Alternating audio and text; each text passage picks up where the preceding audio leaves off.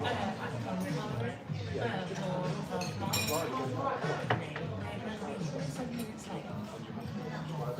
what it says on here.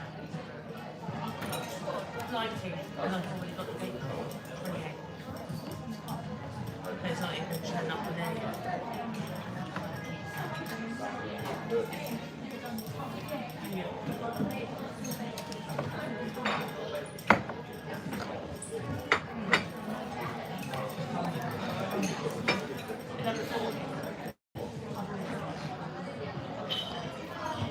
Okay, there we go.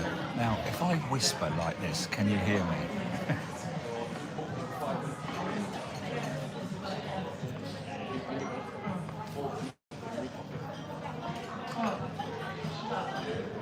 Move it over here. Okay, they can hear me, right, okay. Okay, what I wanted to show you before I was so rudely interrupted by not having any sound, if you look over there,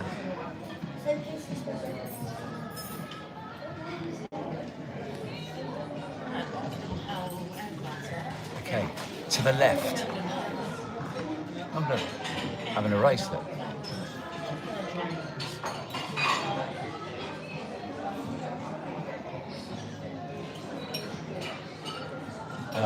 Yeah, so over there,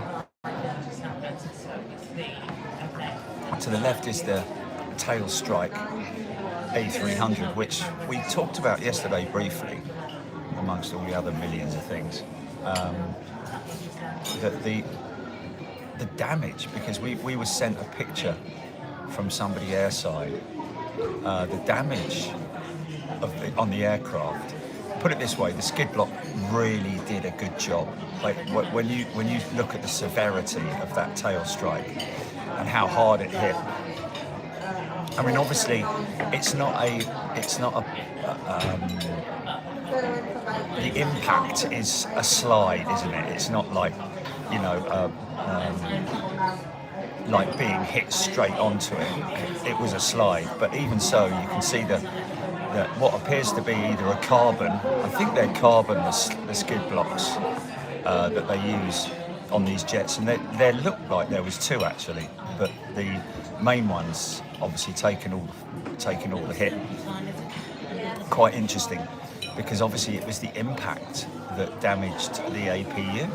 I'm imagining, either, like I've said, it is the DHL jet either dislodging part of the bracket framework or whatever, or maybe dislodging fuel lines or something like that, because obviously the fuel lines have to be fed from the main tanks to the APU itself. But that's that. And then on the right hand side you can see the Dreamliner, the Saudi Arabian Airlines Dreamliner, which, as you can see, they built, or erected a tent there for the workers to work under for whatever it is that they need to fix. Because I'm guessing what they need to do is measure it and cut it, bring the components, fit them, fix them. Be a really interesting project, that. But what is interesting about that jet is, as you can see, it's not got its vertical stabilizer. As you can see, the vertical stabilizer at the back on the right hand side there, sitting on a trailer, which is crazy. So that's a lot of money's worth right there. Someone, I don't know how they would deal with that in terms of the reprimand and so on and so forth for the individual who collided with the truck. Obviously, you know. But anyway, it is quite interesting, isn't it? The airport hospital ward, brilliant. Kushro,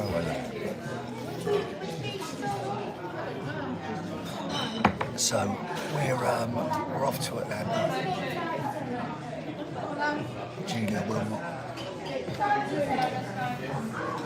Lovely old 767 with United there. Interesting story that I read this morning about a United 767 on its way to Rome from CDG, from Chicago, I believe, something like that, or Boston or something like that, and about an hour out from from takeoff, a passenger lost. I mean, I say lost, but their laptop, which was obviously one of those very skinny laptops, has slid down the side. But get this, it's gone through past the floor and gone into the cargo compartment. And as far as anybody's aware, that's the first time that's ever happened, apparently. So they had to turn back for safety reasons, obviously. Had to turn back and retrieve said iPad laptop. I'm guiding. Whose bag have they got?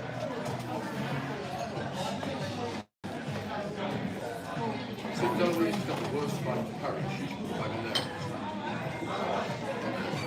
Would make that easy. Carl Roller. Yeah. I don't know, Carl. I don't think so, because that's a major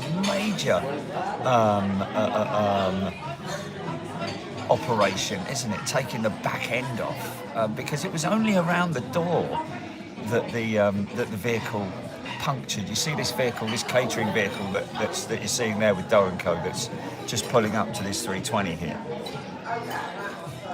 That was literally what happened. Apparently, apparently it went quite far into the fuselage, puncturing the skin and obviously the outer skin. So, but a new back end on it, I don't know. I mean, it's whether it's going to be repaired with, with paneling of some sort, titanium paneling with the carbon. I really don't know, because it's woven, it's rolled. These fuselages on the Dreamliner, they're rolled, aren't they? The sections, not like the Airbus.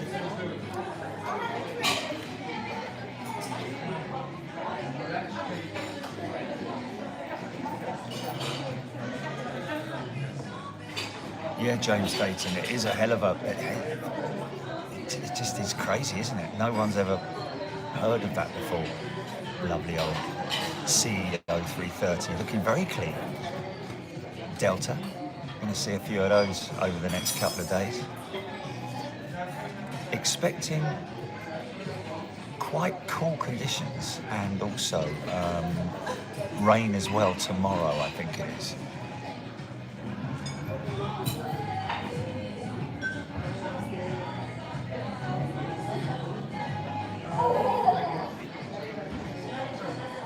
Oh, Jan Clark, there we go, Jan and Andy with the matching dogs are at the Renaissance.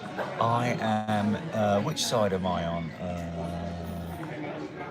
If you're starboard window seat, so right-hand side, I think I'm A. I think I'm in the A seat, so I'm on the left-hand side, I'm afraid. However, taxiing up to the runway would be an option.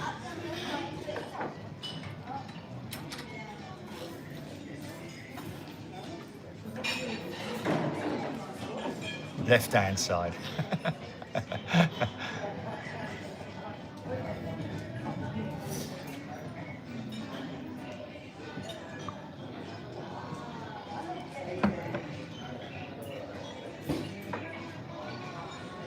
Rain and mid-50s most of the week in Atlanta, Brian Stewart. They were lovely dogs, man. Absolutely lovely dogs. Capo Chris won't be flying you. Okay, there we go.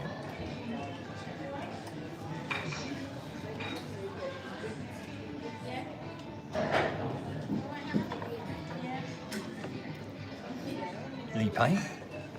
Welcome, Lee. He's returning member, fancies a bit of Atlanta. A couple of cruises over the top, quite nice, following each other. What's that? Oh, Carl Roller, Captain Chris flew to Lagos last night. Jeffrey Phillips, it would have been great to see you at the gate. Enjoy the clubhouse. He's not airside today. Well, we're hoping that, I know that Chris, not Captain Chris, but another Chris with Virgin Atlantic, has let the crew know that I'm flying with them today. So, you know, be honest with you, man, I just like to get myself sat down and, but I don't get massively comfortable because the first thing I'll do is drop the bags, put the one bag in the overhead, the other one will go on my seat. It won't be unpacked just because I will head up to the front of the plane.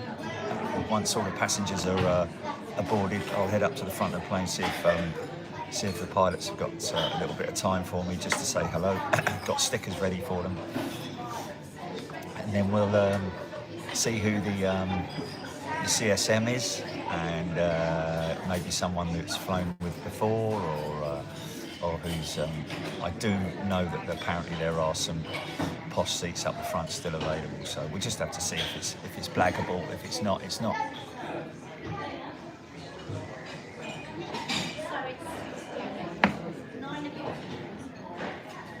Yeah, I wonder when they're going to start working on that Dreamliner over there.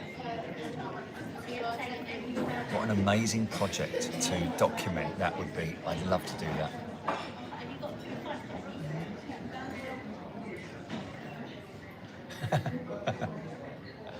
Very funny, Mark.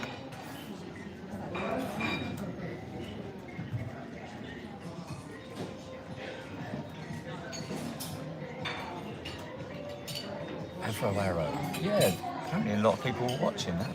Oh, look at that guy making a turn, that cruiser making a turn. An A380 just went past Aidan Campbell. Oh, okay, so where's he then? Is Aidan Campbell up at the...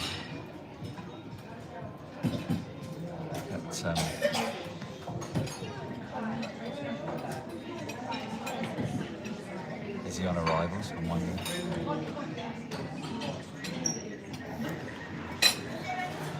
Myrtle Avenue, great place, very popular. Looks like this far through 20 is going to push any moment now. A couple of CEOs sitting there. Read today that American Airlines 777-200 fleet are going to be refurbished, which is costs a lot of money to refurbish a big aeroplane like that. I reckon that they're going to increase capacity. Potential for increasing capacity, but just modernising the fleet, really. I'm guessing they're waiting for Dreamliners, so they're on the waiting list. Thank you, Lowlander. Etihad pushed back.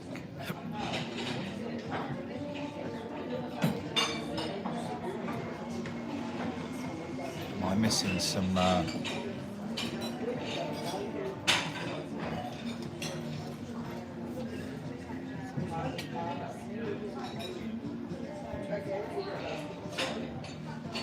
Lifton Coast.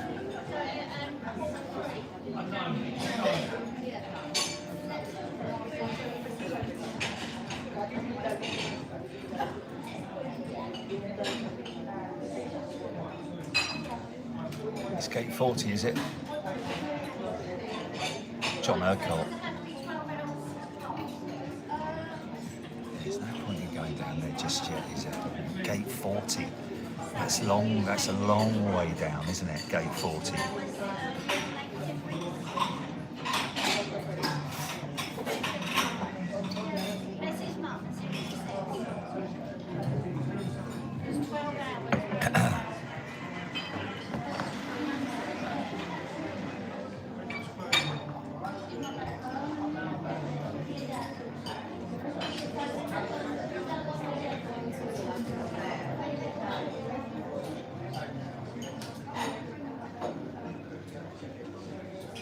Oh, Matthew Lawrence, it is the far gate, isn't it? Yeah, the far gate's right at the end of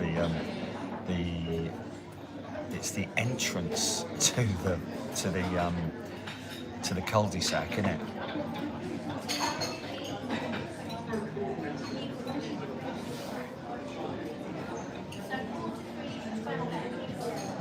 P888 T3BA, day after day. Nice to view it from the far. Arrival gate is F4. Thanks, VJ.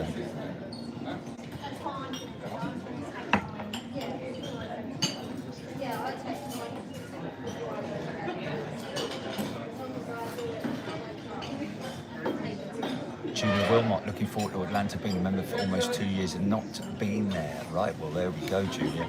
Well, go and have a look back at the last 2 streams for the Sim Challenge, and you'll see that first one I flew out of, well, I pushed back out of, or I was at parking stand 300, which is right outside the Renaissance, where I'll be staying. So you'll notice it immediately when I'm live. Youssef, good morning.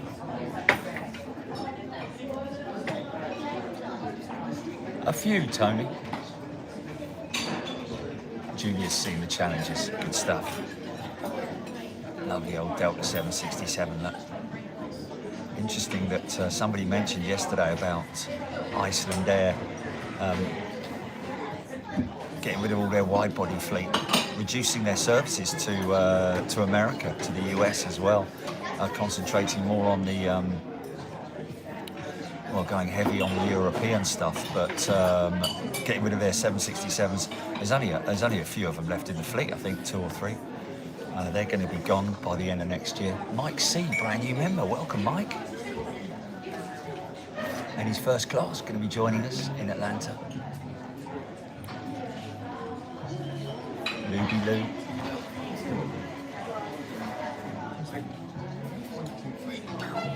Beverly George. Mank Red. Lovely, that Delta 76, man. Super stretch.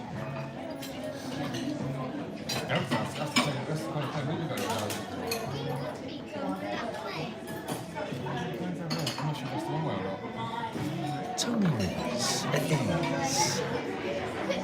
KM, thank you. Stu and the crew, going to be at the, going to be staying at the Renaissance. Ginny will tell you on here. What's the chance of seeing the American 321 XLR? I don't know. How many have they got? I think they've only got one at the moment, haven't they? Renaissance Concourse, there we go. Go and look it up on Google Earth. Renaissance, or the Renaissance Concourse Hotel.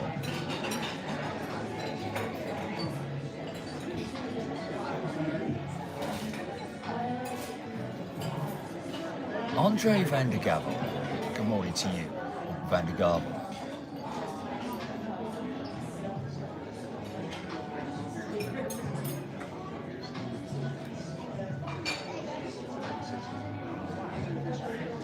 Lee Ringwood, no, my friend.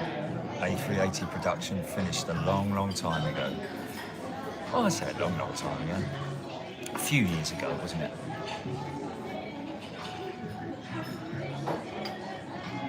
Triple 780. Adrian Luscombe loving the international trips. We've got George Hitchcock, who's a brand new member. Welcome, George. ENR, not from the hotel room, from the hotel balcony. The rooms with runway views all have balconies, and the great thing is that it's stepped as well. So I'm on the 10th floor, so I'm right up the top. Pre-booked it.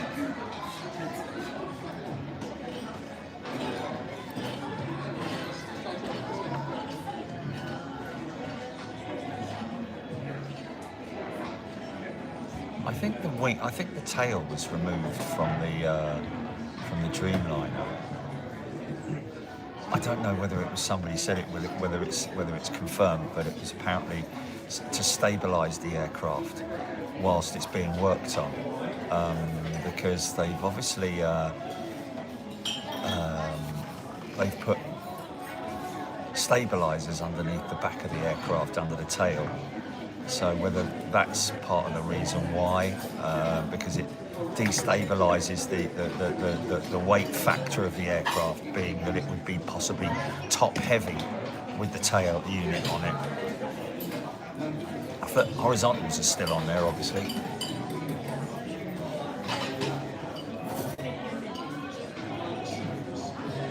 Andy Porter, Woolworths Cafe in the late 80s. Oh, reduce stress on the airframe, Jeffrey Phillips. Right, there we go. Reduce stress on the airframe. Interesting. Okay. For what? Under what circumstances, though? Is that because they're lifting it up, I guess? Because they're supporting it underneath.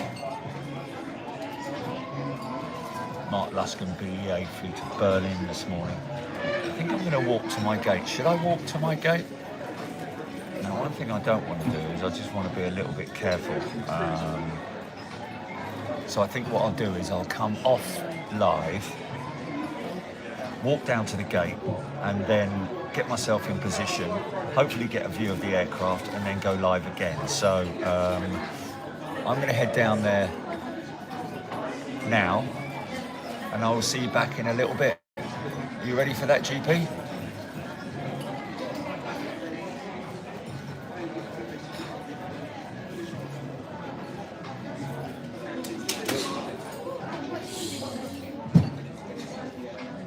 Right, see you in a bit. Cheers.